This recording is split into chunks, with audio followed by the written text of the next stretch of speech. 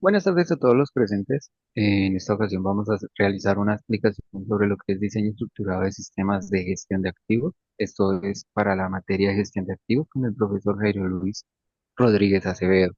Los integrantes de esta presentación son Carlos Eduardo López Sepúlveda y William René Rueda Sierra, quien les habla. Nosotros hemos elegido cuatro activos, de los cuales pues el compañero en este momento más adelante les va a dar una profundización, pero se relacionan mucho con nuestra carrera o en sí nuestra, digamos, profesión, que es ser ingenieros eléctricos. Entonces estamos con el activo del relé de protección, el transformador de potencia, el seccionador y el interruptor de potencia.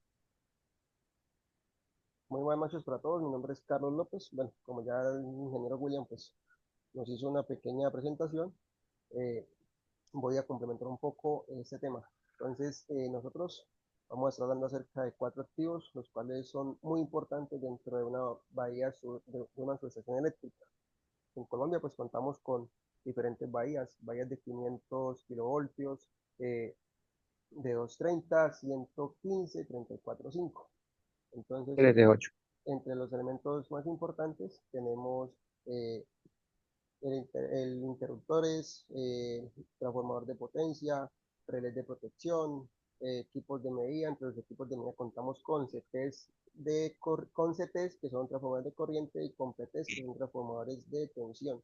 Y además también contamos con seccionadores, seccionador de barra, seccionador de línea y seccionador de puesta a tierra.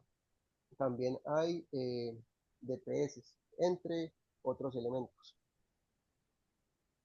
Siguiente, por favor. Entonces, entre los procesos operativos, eh, bueno, entonces vamos a hablar de la importancia que tienen estos cuatro activos dentro de nuestra organización. Entonces, el elemento más importante al cual nosotros tenemos de cuidar, pues en este caso el transformador de potencia, debido a que si este llega en algún momento a dañarse, ¿sí? Para conseguirlo, para mandarlo eh, a traer, es muy difícil, ¿sí? Entonces, ¿cuál es la función de este activo? Es elevar o reducir los niveles de tensión, ¿sí? A los cuales pues, nosotros eh, requerimos dentro de nuestra bahía. El segundo, ¿sí? Entonces tenemos que las maniobras de conexión y el conexionado bajo carga. ¿Qué equipo, qué elemento nos hace esto? Pues esta maniobra la ejecuta el interruptor de potencia, ¿sí? Para que este elemento eh, haga su maniobra, ya sea cerrar o abrir, ¿sí? Lo hace mediante dos formas. Lo hace de una manera local y lo hace de una manera remota, ¿sí?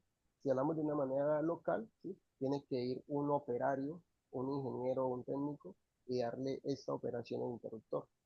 Pero si lo queremos hacer de manera remota, aquí vamos a necesitar de el equipo de protección. En este caso, pues vamos a necesitar del relé, que en lo vemos en la posición número 4. Y por último, pues vamos a también hablar de la importancia del seccionador, ¿sí? El seccionador, pues este no opera bajo carga, ¿sí? Hay casos particulares en los cuales sí puede operar, pero son muy pocos, ¿sí? ¿Y cuál es la función de él? Pues él me aísla ciertos equipos, ¿sí? Dentro de mi bahía. Siguiente. Bueno, para los procesos de soporte, ¿sí? Nosotros necesitamos realizar mantenimientos preventivos, predictivos y correctivos. ¿Qué se buscan con estos mantenimientos? Pues eh, corregir alguna falla o anticiparnos a alguna falla, ¿sí? Entonces, aparte de hacer limpieza, hacer pruebas eléctricas, hacer calibración y hacer lubricación, ¿sí? Lo que buscamos es reducir esos tiempos de inactividad, ¿sí? Entonces, cuando hablamos de pruebas eléctricas, ¿sí? Estamos en estas se clasifican dos, las pruebas primarias y las pruebas secundarias. ¿Cuáles son los equipos primarios? Pues todos los que tenemos allá afuera en la bahía. Como ya se dijo anteriormente, CTs, PTs, transformadores. Y las pruebas secundarias son las que realizamos a los relés. La gestión documental. Nosotros debemos de contar con planos, manuales, registros de mantenimiento, eh, históricos de fallas, ¿sí? Y un dato muy importante, también debemos de contar con las pruebas FAT de todos los equipos. Tercero, gestión de presupuesto y suministros críticos. ¿Sí? Ahí debemos de contar nosotros con inventarios de relés, aisladores, aceites, contactores, ¿sí? Etcétera. Cuarto, capacitación y entrenamiento técnico del personal. ¿Sí? Es muy importante que todo nuestro personal que va a tener acceso directo, ¿sí? Que va a estar operando nuestros activos, cuenten con la capacitación, ¿sí? Adecuada para evitar algún daño o alguna falla por no saberlos operar. Y por último, pues la seguridad industrial y análisis de riesgo en operaciones. Procesos de mejora. Entonces, bueno, la primera, monitoreo de indicadores claves, por ejemplo, la disponibilidad, confiabilidad, la tasa de fallas. Segundo, análisis de tendencias y diagnósticos de fallas. Esto se puede hacer mediante las pruebas de aceite, las pruebas de descargas parciales, curvas térmicas, también podemos hacerle podemos hacerle pruebas al aceite que está en nuestros transformadores, ¿sí? Tercero, auditorías técnicas y de mantenimiento, evaluaciones programadas o sorpresivas. Cuarto, evaluación del cumplimiento normativo y de estándares. Entre estas normas, ¿sí? Tenemos las locales, que es el RETI y la NTC, y también contamos con normas internacionales, pues la IEEE y la IEC. Y también está la ANSI-NETA. Por último, tenemos la retroalimentación para la mejora continua. Esta retroalimentación, pues, la hacemos con el encargado de la subestación y con todo su equipo de trabajo. ¿Siguiente? Y por último, pues tenemos la integración eh, con sistemas existentes, ¿sí? Pues, la operación de activos estratégicos en una subestación eléctrica requiere la integración de distintos sistemas de gestión, que aunque tienen enfoques distintos, convergen para asegurar la confiabilidad, eficiencia y seguridad del servicio eléctrico. El sistema de gestión de calidad, el ISO 9001, garantiza que los procesos operativos y de mantenimiento se ejecuten bajo estándares establecidos, documentados y medibles. El sistema de mantenimiento ISO 55000 o RCN se encarga de planificar, ejecutar y optimizar intervenciones preventivas, predictivas y correctivas. Siguiente. Bueno, em, algo para complementar con lo que acaba de decir el compañero es que al momento de hablar de lo de la integración con sistemas existentes es con lo que ya hay en una subestación. Y al integrarlo es con las nuevas tecnologías o nuevos protocolos y estándares que hay en el mercado.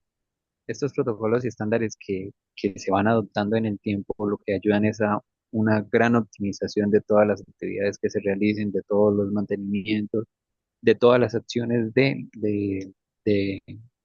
de correctivas y también de rendimiento. Entonces, de ahí que, digamos, estemos hablando de la ISO 9001, de la 1555000 o de la 14001. Estos son ya estándares y lo que nos ayuda es como hacer una unificación de absolutamente todas las, digamos, actividades de la forma en cómo se hace un mantenimiento, precisamente para poder ir aumentando el nivel y ir dando resultados en menor tiempo, con menores gastos, pero con excelentes resultados. Ya con lo del tema de riesgos potenciales y su criticidad, eh, nosotros, bueno, empezaré hablando más o menos cuáles fueron las métricas para poder entender, digamos, la tabla. Entonces, en cuanto a la escala utilizada, tenemos para la probabilidad y el impacto las mismas niveles de escala, que es el alta, media y bajo, donde el alto pues es el valor más crítico y el que hay que prestarle como más atención, el que se debe tener ahí en la luz. Lo mismo pasa para el impacto, como lo mencionaba. Lo del nivel de riesgo, pues ya hablamos de que esto es algo que ya está estipulado y formulado como el producto entre probabilidad e impacto. La clasificación de los niveles, nosotros los tenemos categorizados, como son tres niveles de escalas, entonces tenemos cuatro niveles de riesgo. Está el crítico, el alto, el moderado y el bajo, cada uno con los valores asignados según la tabla, ¿sí? Entonces, acá lo que se puede apreciar es cómo el alto viene siendo el valor más delicado que puede tener uno de nuestros activos. y como es pues, el bajo, pues serían los valores más, digamos que tenemos algo en el activo, pero manteniéndolo con monitoreo y siendo consciente de que se encuentra ahí el motivo para el futuro mantenimiento, es tolerable. Mm. No necesita que nosotros estemos ahí eh, con una alerta máxima, por así decirlo. Ya el moderado, evidentemente, sí es un valor donde hay que hacerle rutinas, chequeos, hay que, digamos, tenerlo presente. Ya con el valor alto es en donde ya se cuestiona si el próximo mantenimiento está demasiado alejado y si de plano como que de pronto toca hacer un mantenimiento antes, uno que no estaba programado, que esto aplicaría como una especie de mantenimiento predictivo y definitivamente pues empezar a, a ver la viabilidad de intervenir. Bueno, como somos cuatro activos, estamos con el transformador de potencia y tenemos cinco riesgos así que nosotros hemos elegido en este momento. Puede tener más, claro que sí, porque como ustedes pueden ver acá en esta imagen, estos transformadores y en general los otros tres que vamos a manejar tienen un montón de componentes y cada uno la verdad que es una pieza fundamental para que en una sola unidad el equipo funcione como se debe. Parte de alta, de baja, están el sistema de enfriamiento, el enfriamiento forzado, el respirador, el tanque y internamente los devanados y demás. Entonces, bueno, para terminar y aterrizar la idea, aquí tenemos cinco riesgos donde está la falla de aislamiento por degradación de aceite, que esto vendría estando por acá internamente, y sobrecalentamiento por sobrecarga, la explosión por cortocircuito interno, que esto vendría siendo en los devanados internos, la fuga de aceite por impacto ambiental, eso pasa cuando el transformador está en algún lugar donde el nivel de contaminación es muy alto, se ve mucho en las industrias, en las minas, donde hay mucha corrosión por, por todos los componentes químicos que se manejan, pues lastimosamente llegan a estos elementos y con el tiempo se van degradando. El error humano durante el mantenimiento también pasa y pasa mucho incluso cuando son personas que, digamos, no se tienen bajo control, digamos, estricto, bien sea que porque no siguen un protocolo de desenergización o energización o de mantenimiento. Para el transformador de potencia, los niveles de riesgo, ya con los riesgos que mencionamos, el más delicado y el más alto que tenemos es la degradación del aislamiento, eh, o bueno, falla de aislamiento por degradación de aceite. El aceite es un componente delicado en el sentido de que si se le va entrando humedad, más rápido se degrada y es peligroso porque es un aislante, pero un transformador y también un refrigerante.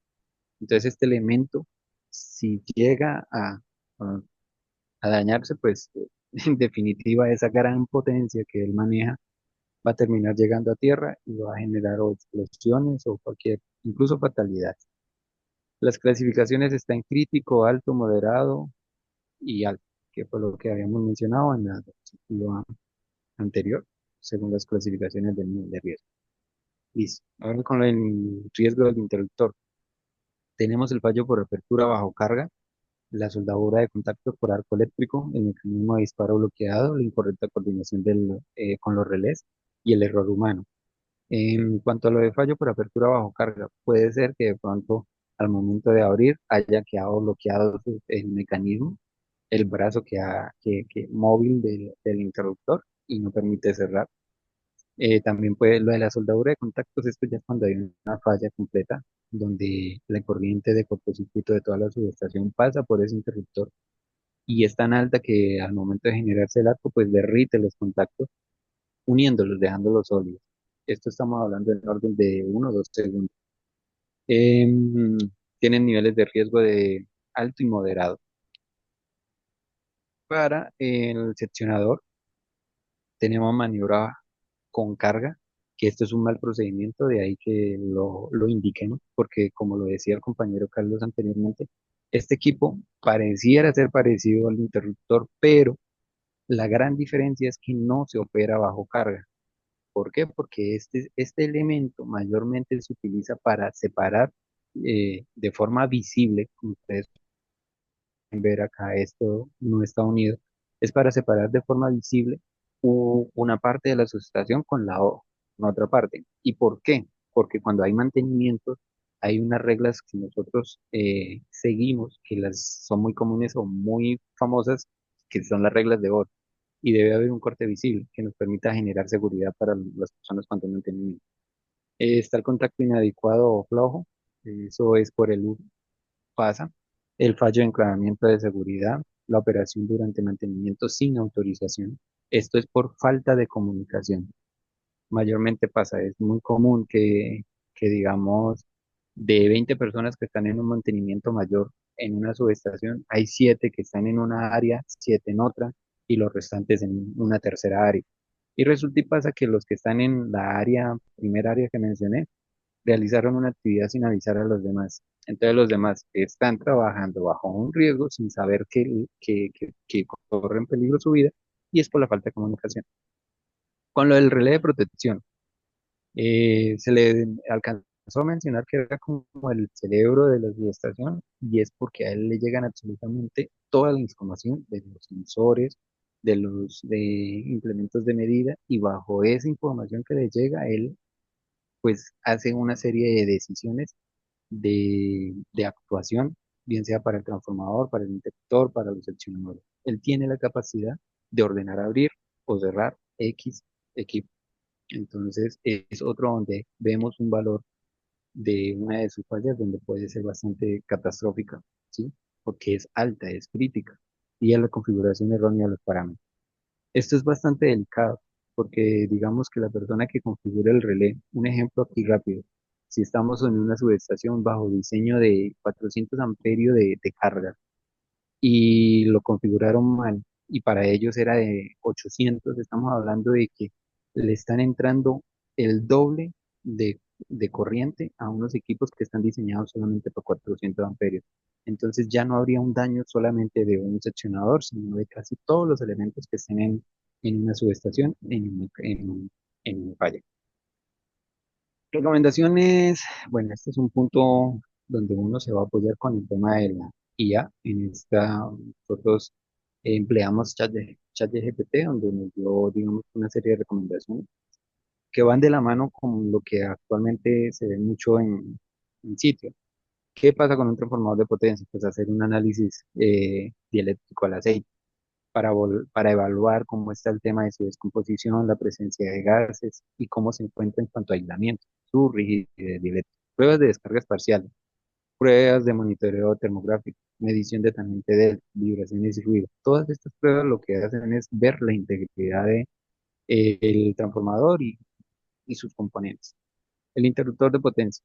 Entonces estamos con las pruebas de tiempo de operación.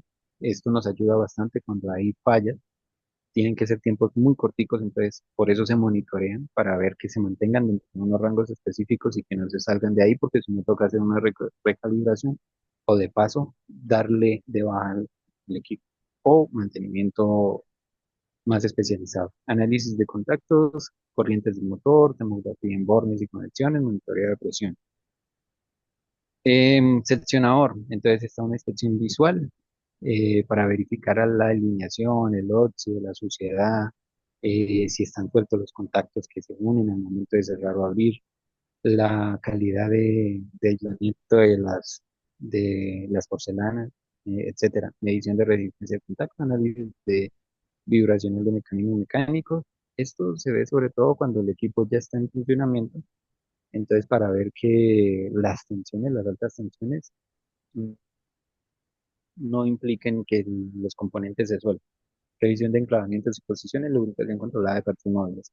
Y por último, pues está el relé de protección, que es el que hace las pruebas funcionales periódicas.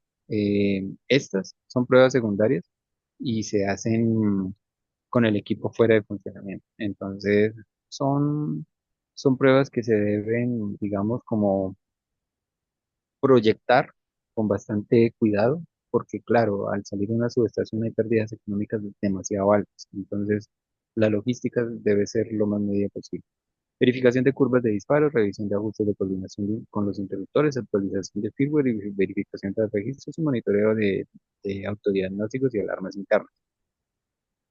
Bueno, como para poder dar una mejor apreciación de todo lo que se ha explicado, pues se hizo un ejercicio práctico con unos datos ficticios y para poder, digamos, estimar cómo en un año se comportarían estos equipos bajo unas determinadas fallas. Hemos elegido 8, 2 por cada uno de los activos, viendo cómo serían. Aquí estos son valores ficticios, pero los queremos dar y con base en lo que nosotros sabemos, incluso hemos colocado uno que, eh, digamos que en la práctica no es tan común, pero cuando se presenta, hace destrozos. Y es precisamente por eso que se ve, que se ve comparado con todos los demás, el nivel de errores es grandísimo.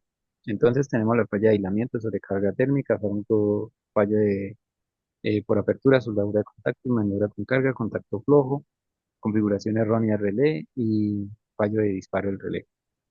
En cuanto a lo de las probabilidades estimadas, pues bueno, fue sacada con el total de todas los eventos que se generaron sobre cada uno. O sea, un ejemplo, 32 sobre el total de todo esto para tener una probabilidad. Esto es como para hacer más, eh, aplicarle una estadística que sea más justa al momento de realizar los cálculos. Ya, pues aquí tenemos el nivel de riesgo, que era este valor por esto, pues, poder identificar qué tan crítica estaba. Era alto, moderado, bajo y demás. Entonces, con lo que mencioné anteriormente, lo de la configuración errónea de un relé puede generarse en muchos eventos, porque, por ejemplo, les mencioné algo sobre un sistema que quedó mal dimensionado con una corriente muy alta, ahora digámoslo con una corriente muy baja, que la subestación era de 400 amperios, pero la persona lo colocó mal y lo puso de 200. Entonces, se supone que la subestación pueden llegarle 300 amperios, pero como quedó mal programado y dejaron 200, pues se va a estar disparando a cada rato y son problemas, y esto es algo delicado porque saca de servicio una subestación. ¿Qué propuestas tenemos en el tema de los indicadores, los KPIs, y un plan de mejora? Pues entonces aquí tenemos una tasa de fallas por activo, un tiempo medio entre fallas, un porcentaje de mantenimiento predictivo realizado. ¿Cuál es su aplicación? Pues determina que los activos tienen mayor propensión a fallar, mide la confiabilidad de los equipos eléctricos y evalúa la efectividad del plan de mantenimiento. Estos serían, digamos, los tres KPIs como mínimo que se han de aplicar. Y pues tenemos los indicadores de desempeño con el tema de eh, qué acción de mejora se puede proponer para que esto se mitigue. Tenemos el tema de implementar un monitoreo en la línea de gases disueltos. Esto es para el tema del gas, perdón, del aceite, el aceite eléctrico.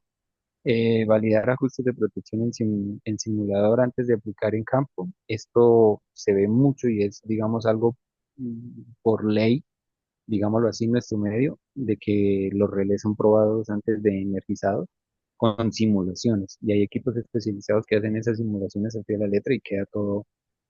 Y se encuentran muchos errores gracias a eso. Automatizar pruebas de tiempos de operación, inspección de contactos cada 6 meses. Esto es porque siempre que hay una maniobra, hay una fricción y hay un movimiento mecánico y físico del equipo. Entonces, esos movimientos generan desgastes, generan descalibración. Entonces, de ahí que se mantenga un mantenimiento como tal preventivo y periódico, que obviamente pues, se puede complementar con un predictivo. Refuerzo de protocolos operativos y señalización clara y supervisión remota de maniobras. Esto y debería ir de la mano, muy de la mano con la capacitación del personal. Es que resultados se esperan, tener una reducción en número de fallas inesperadas, tener una mayor confiabilidad y disponibilidad de los activos, un aumento de la eficiencia y mantenimiento y una mejora de la seguridad operativa. Entonces, aquí hemos dado por finalizada nuestra presentación. Espero que, a pesar de que es un poco larga, sé que la idea es sobre todo poder entender y ahí que nos hayamos extendido bastante. Eh, Muchas gracias por el tiempo y hasta aquí.